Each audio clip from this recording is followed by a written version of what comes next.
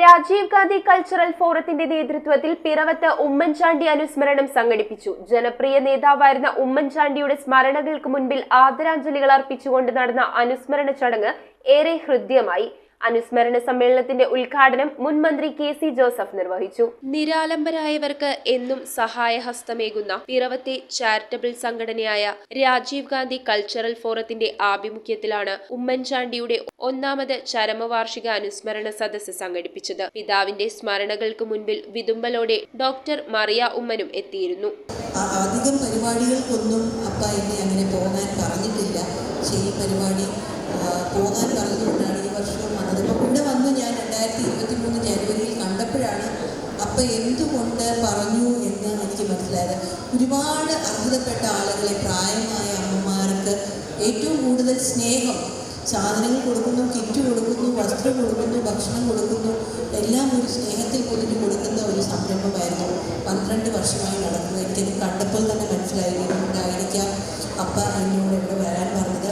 സ്ത്രീകളും കുട്ടികളുമടക്കം ഒട്ടനവധി പേർ പങ്കെടുത്ത അനുസ്മരണ സദസ്സിന്റെ ഉദ്ഘാടനം മുൻ മന്ത്രി കെ.സി. ജോസഫ് നിർവഹിച്ചു. ഉമ്മൻചാണ്ടിയെ പോലുള്ള ഒരു ജനപ്രതിനിധി കേരളത്തിന്റെ ചരിത്രത്തിൽ ഇനിയുള്ള കാലത്തുണ്ടാവുമോ എന്നുള്ളത് നിശ്ചയമൊന്നുമില്ലെന്നും ജനമനസ്സുകളിൽ നിറസാന്നിധ്യമായി പ്രിയ നേതാവ് ഉമ്മൻചാണ്ടി ഇപ്പോഴും ജീവിക്കുന്നുണ്ടെന്നും അദ്ദേഹം പറഞ്ഞു.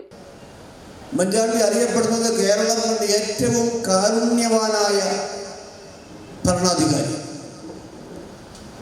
കേരളം കൊണ്ട് ഏറ്റവും മനുഷ്യസ്നേഹിയായ ഭരണാധികാരി.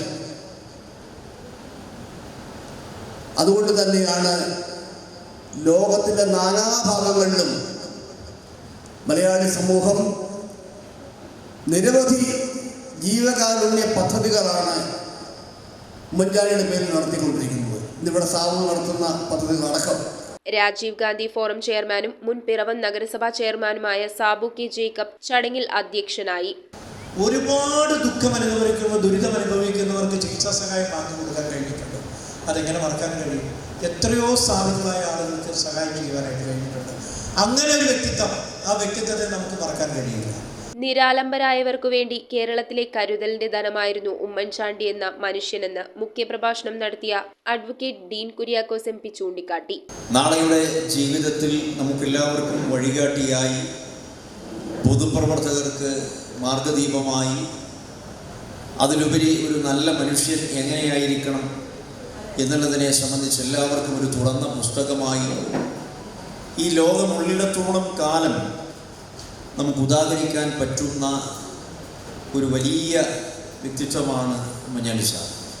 ഉമ്മൻചാണ്ടിയോടൊപ്പം പ്രൈവറ്റ് സെക്രട്ടറിയായി ദീർഘകാലം പ്രവർത്തിച്ച പി.എസ്. ശ്രീകുമാർ എഡിറ്റ് ചെയ്ത് പ്രസിദ്ധീകരിച്ച ഉമ്മൻചാണ്ടി ഒരു നിഷ്കാമ കർമ്മയോഗി എന്ന പുസ്തകത്തിന്റെ 3ാം പതിപ്പ് മുൻ കൊച്ചി മേയർ സൗമിനി ജെയിന് നൽകി കെ.സി. ജോസഫ് പ്രകാശനം ചെയ്തു. KPCC secretary Abdul Muthalib, Veekshanam MD. Advocate Jaison Joseph, Chittilappilly foundation director George Sleeba എന്നിവർ പ്രഭാഷണം നടത്തി. വിവിധ മേഖലകളിൽ മികവ് തെളിയിച്ച ആമ്പല്ലൂർ പഞ്ചായത്ത് പ്രസിഡന്റ് ബിജു എം. തോമസ്, കളമ്പൂർ സ്വദേശി ഊട്ടയിൽ ചാത്തനാട്ട് ഡോക്ടർ സി.ടി. ചാക്കോ, സംസ്ഥാന വനിതാ ഫുട്ബോൾ ടീം ക്യാപ്റ്റൻ ഭാഗ്യ വിനോദ്, നീറ്റ് പരീക്ഷയിൽ മികച്ച വിജയം കരസ്ഥമാക്കിയ Shriya VS, MG. University rank ജേതാവ് ഗോപിക ദേവി എൻ എന്നിവർക്ക് ഉമ്മൻചാണ്ടിയുടെ പേരിലുള്ള പുരസ്കാരങ്ങൾ നൽകി ആദരിച്ചു. നിർധനരായവർക്കുള്ള ഭക്ഷ്യധാന്യ കിറ്റിന്റെ വിതരണോദ്ഘാടനം ഡോക്ടർ മറിയ ഉമ്മൻ നിർവഹിച്ചു. അഡ്വക്കേറ്റ് റീസ് പുത്തൻവീടൻ സ്വാഗതവും തമ്പി പുതുവാക്കുന്നേൽ നന്ദിയും പറഞ്ഞു.